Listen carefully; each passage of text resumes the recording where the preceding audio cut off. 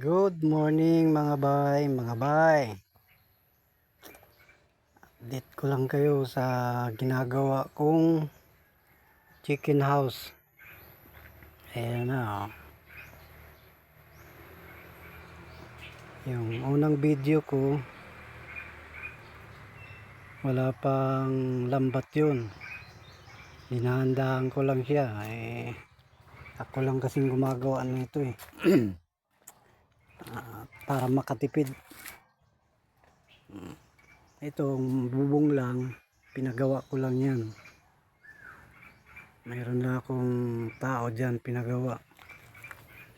Pero itong battery cage, I mean itong brother cage. Ito, ako na nagawa niyan. Pinagpraktisan ko yan. Welding. Ayan, yan yung baba. Itong part na to, sinimulan ko na pag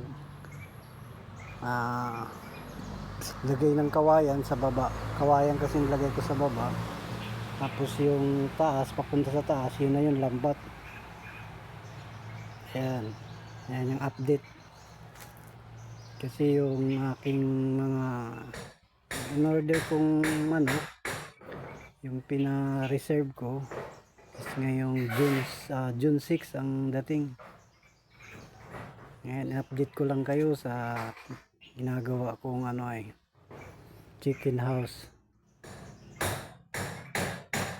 Ito natapos ko na yung yung pinaka range area. Ito yung bakod, yung range area ng mga manok pag sila yung malalaki na. Ayan. Ayan yung bakod yan, hanggang dyan yung luti namin. Ayan, napinturahan ko na pala yung bubong. Marami pang gagawin dito, hindi pa tapos to mga bay. Makikita nyo pag tapos na ito, buo na siya. Wala pa nga siyang pinto, basta marami pang kulang. Naikutin ko dito sa kabila.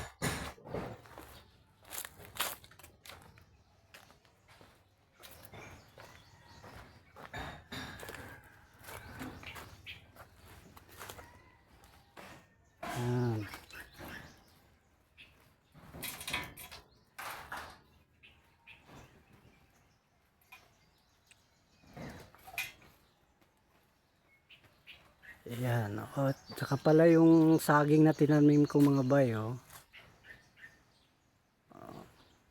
nabuhay na siya,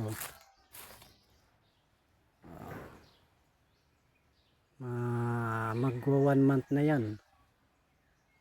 Buhay na yan. Yan, bali 7 yan na puno. Okay, thank you mga bay. See you in my next video. Thank you. God bless.